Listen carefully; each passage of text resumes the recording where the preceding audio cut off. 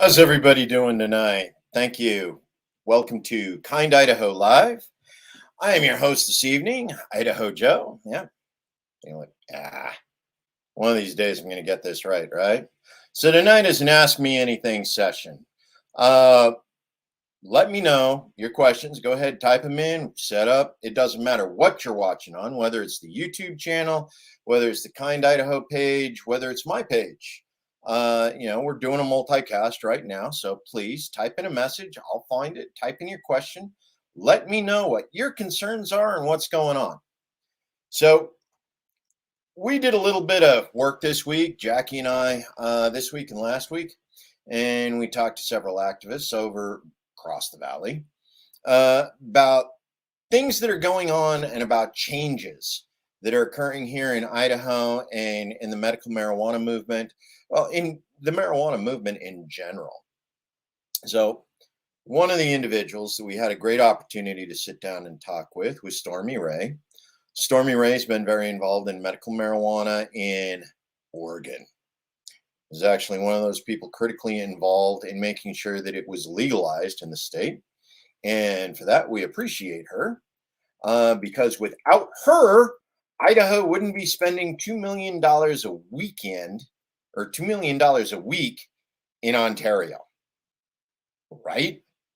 $2 million a week in Ontario. That wouldn't be happening if it wasn't for Stormy Ray. Yes. But anyway, Stormy's been involved and she wants to be able to help us, wants to be able to give us some ideas, some pointers, and some great opportunities as far as how we can advance medical marijuana in the state of Idaho, how we can advance, well, medical marijuana everywhere, all across the nation. In addition to that, there's some other people that we've had great conversations with over the last couple of days. Hey, Jackie, how you doing? There we go. Hi, Jackie. So go ahead, ask questions, folks. Just go ahead and type them in. One of the other great individuals that we've had an opportunity to talk with over this last week was Meg Rome. Now, Meg Rome, she's associated with Green Nurses. She's been involved with Burnt River Farms across the border in Ontario. Great work. But she's a registered nurse. And she is one of those nurses that is an advocate for medical marijuana, in the state of Idaho and, well, just marijuana activism in general. So she's well connected. She knows an awful lot of medical professionals. Now, this gets into the issue of medical freedom. How many of you were paying attention to what was going on this week in the Idaho State Legislature? Monday, Tuesday, Wednesday, medical freedom, firmly held belief that this is in my best interest and it cannot be questioned. That was a bill. Mind you, it was shot down because the Senate looked at the House and went, why are we here? What are we doing? 28 bills submitted through the House, dead on arrival. DOA. Not a single one of them passed. But one of them was the firmly held belief in medical freedom. I find it funny that an awful lot of these people want medical freedom for stuff that, well, actually is medical freedom. You want to go take ivermectin, nobody's stopping you from taking ivermectin. You don't want to get a vaccine, nobody's stopping you from not getting the vaccine. We haven't mandated those yet, even though certain employers, are saying, I want your medical records if I'm going to keep you on. But I find it very intriguing that our Idaho State Legislature went and cited medical freedom without including medical marijuana. Just saying. Just saying. But medical marijuana, it is a medical choice. It is a medical option. We talk about it all the time. We talk about what it can do for you, what it's proven. Now, we're not going to go through the FDA process because the FDA process, or whoever it is, CDC, they have a very long, drawn out process on how to approve certain substances for medical capability. Now, the thing is nobody can patent marijuana because marijuana has no intellectual property associated with it. Even if you're a breeder, you can't actually claim the breed is your intellectual property, not once it's gone commercial, because then it's a living entity. Anybody can plant the seeds, anybody can grow it. Uh, so you will never see a marijuana organization invest $500 million in order to run the studies necessary to meet FDA approval, because nobody has $500 million to spend on something they're not going to get an intellectual property right from.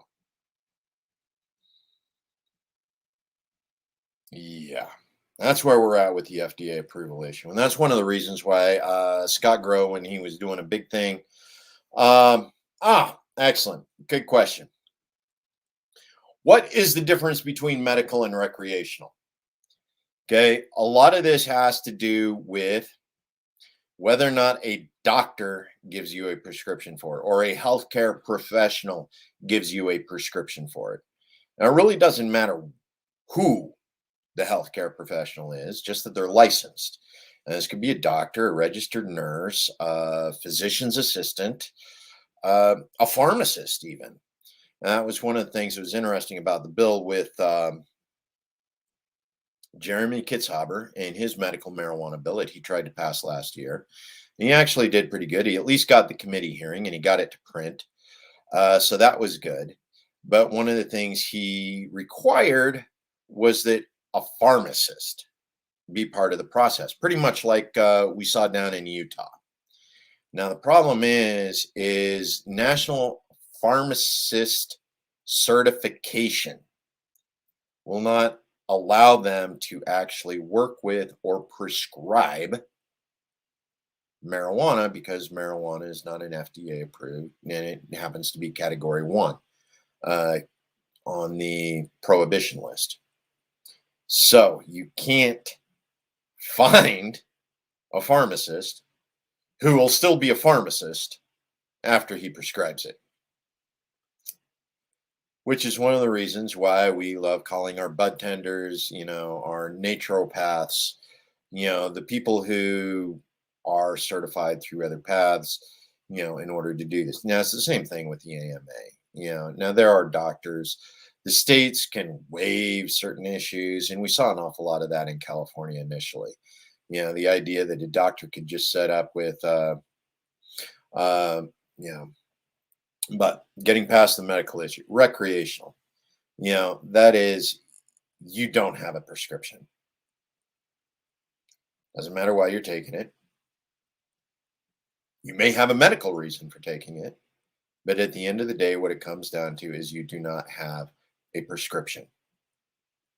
And as a result of not having a prescription, you don't have access to the medical quality that we like to associate with a medical marijuana program. You go down, and while it's not as bad as it used to be, remember when we were kids, you go down, what kind of weed is it? It's weed, dude. Do you want it or not? We're a little bit past that these days. We see a number of things. Let's go ahead, Jackie. Next question. Will it ever change from a number 1 on the list? Now, that's interesting. Reason why is because this is a federal law. This is a federal, and there are a couple different ways that it can be removed from the list. Okay, one is the DEA, as an executive agency, can actually go in and remove. They can downgrade it. The DEA, as an executive agency, has the authority to go in and say, we don't like it as a number 1. Maybe it's better as a number 2 or even a number 3. The DEA has that authority. Failing that, the president can actually write an executive order downgrading it from 1. Now, of course, the other option is you can get Congress together, and Congress can sit down and have a vote, and they can vote to have it moved off of the number one down to one of the lower categories. Now, these are all three viable options, which makes it really interesting because it still hasn't happened. Any one of the agencies, any one of the organizations, for that matter, the Supreme Court of the United States, could literally look at, the Substance Control Act and say it's unconstitutional. I mean, technically it is. It's an overreach of, government. It's government overreach. There is no reason why any of the drugs should have been made illegal, except for the fact that we were in a real big, tough on crime spree, and we saw drugs as a pre crime legislation that would allow us to take criminals off the street before they actually committed crimes. I don't know about you, but I happen to know an awful lot of functional alcoholics, an awful lot of functional dope smokers, for that matter, functional on cocaine, and even functional on heroin. They're not out robbing, stealing, and breaking stuff. I'm not condoning it, simply because most of them are using it recreationally, and they still continue to run the risk of abuse and addiction. And just because they're functional now doesn't mean that they will continue to remain functional. Again, that's one of the other missions behind Kind Idaho is healthy, responsible use of medical marijuana and similar drugs. And so who can have a PX or a dispensary, as we actually talk about? It's one of those things that's interesting because while we have it written into the bill, that isn't something we honestly expect to remain unchanged once the Senate comes into session, or once the legislature comes back into session in 2023. We can vote it in as is November 2022. And by the end of January, we can have an emergency order on a bill signed by Governor Little changing some of the aspects about how are things going to occur. Do we expect major changes? No, but right now it's literally open to anybody. It's going to be a county by county. The counties can do a lottery. But if you want, you submit the paperwork. You can apply to own a dispensary. You can apply to own a grow. You can apply for the licensure for all of these. Now, y'all know me. I'm a libertarian. I'm not real big on this whole licensure thing. But this gives us an opportunity. It gives us the door to open up education on healthy, responsible use of marijuana, particularly medical marijuana. And these are important things for us to do.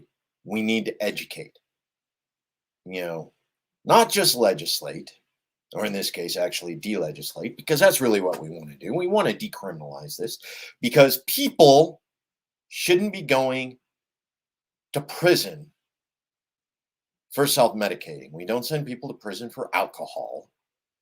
Why are we sending people to prison for marijuana? We've done the studies. We've seen the research. It exists out there, and it continues to be one of those big things. People on dope don't start fights. It's a proven fact, man. It's a proven fact. Police who show up to domestic disturbances, if alcohol's involved, there's probably a severe injury. If marijuana's involved, by the time the cops show up, it's like, yeah, man, hey, chips.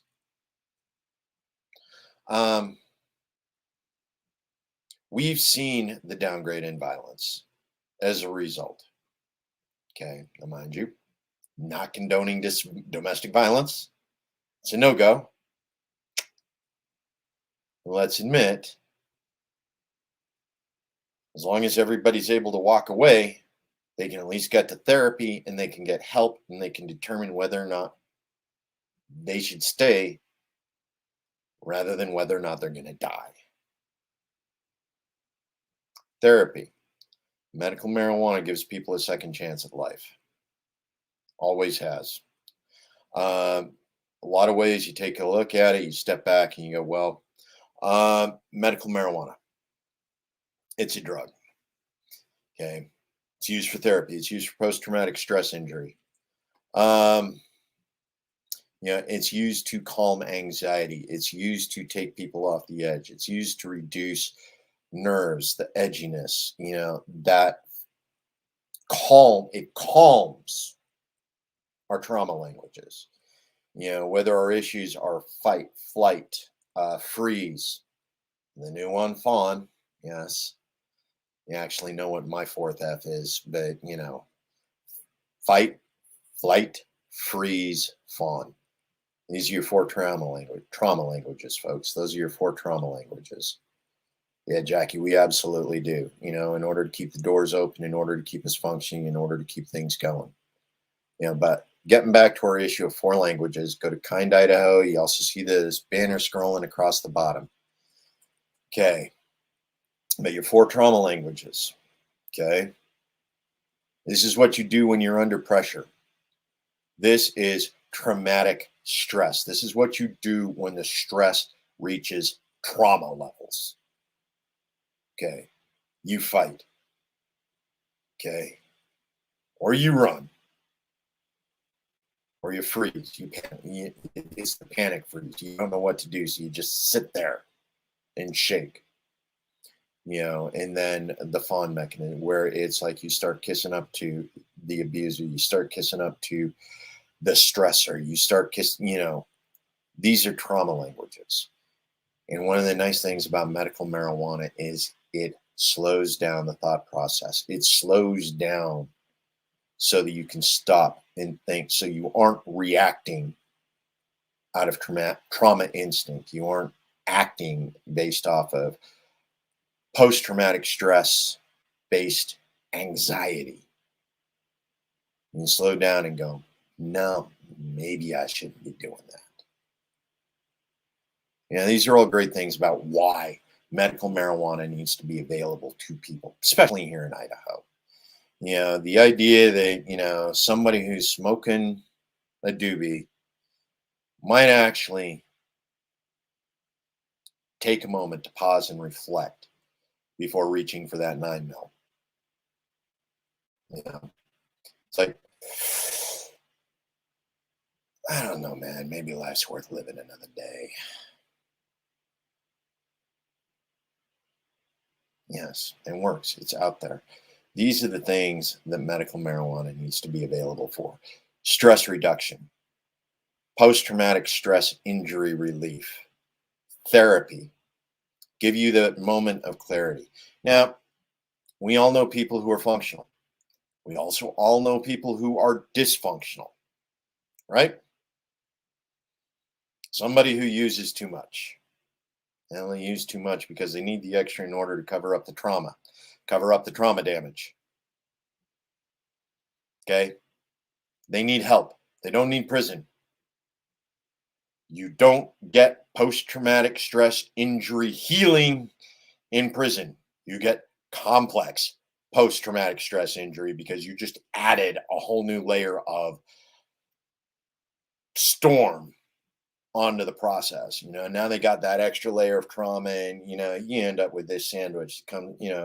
Starts clear down here when it was childhood trauma, and then that guy you met in school who did that thing you didn't like doing, and then you got the next tier were high school, and then the car accident, or your mom died, or that incident that nobody knows about but you, because you decided nobody needed to know about that. you know and here you are, you're finally reaching that point where, hey, I found something that works for me, I found something that calms me down, and boom, now you're in prison because you were using it. Yeah, we don't like that, man. We need to be able to get that out there. You're welcome, Jackie. Absolutely. Anytime, you know, anytime. That's what I'm here for. Here to make things happen for you guys. And a lot of this, it's coming, it's change. It's not easy, it's not always friendly, it's not always companionable. Uh, and Lord knows there's a lot of change in the air right now. We're dealing with higher rates of suicide because of COVID based anxiety. Yes, COVID has created a trauma culture in America. Whether you got the shot, whether you got the vaccine, whether you didn't, okay, whether you wear a mask, whether you don't, okay, the fear-based trauma that's come on, yeah, Kane, absolutely, you know, um, yeah, moderate traumatic brain injury. The medication I get prescribed is terrible, lifelong effects because of the intense changes in serotonin, and suicidal, absolutely. Marijuana, psilocybin, DMT, LSD. It's a shame that you actually have to self-medicate, because the problem with self-medication is, we all know, you can't count on consistent quality. You cannot count on consistent quality when you are forced to self-medicate. It's one of the reasons why we're advocating for, you know, decriminalization and getting quality stuff out on the market. Absolutely. But you know, you're looking at options that will never be legal in the United States for a pharmacist or a doctor to prescribe, which is why we can't go that route. None of those things will ever be approved by the DEA or the FDA or the CDC, because they can't copyright them. We need to find a way around them. Part of that is starting by legalization. Yes. Dosage levels, right? How much do I need this time? Yeah, that was too much. That wasn't enough. Finding that balance so you can find your zone when you're self medicating with an inconsistent quality, it's dangerous. But at the same time, it's one of those things, like you said, Kane, like you said, the drugs they were giving you, you know, they aren't doing you any favors. So, yeah, absolutely, Jackie. Idaho needs it. We need a medical program. We need an ability to put consistent, quality naturopathic medicine on the market in the state of Idaho, so that people can heal, so that they can get to those things that work successfully for them. Yeah, that's our goal. It's what Kind Idaho is about. It's about educating healthy, responsible use, and being able to provide a consistent quality of product so that people know what they are getting, so they know what to expect when they use it. Jackie, you bring it up. TBI, you get depressed. It's one of the symptoms associated with traumatic brain injury. Anybody who's ever been in a car accident, anybody who's had a concussion, your sports player who, football 3 years in a row, major concussion each time because for some reason he just can't pick his head up and ends up spearing someone. You get concussions, traumatic brain injury causes depression. Depression causes suicide. TBI, this is one of those things. Medical marijuana relieves the symptoms associated with TBI-based depression. It saves lives, folks. It saves lives every time. Yeah, thank you for bringing that up, Jackie. Really appreciate that. And Kane, kudos. Thanks for joining me this evening. Really appreciate you stepping in with your commentary. Important stuff for people to know. Really incredibly important. So again, back to the things that are going on.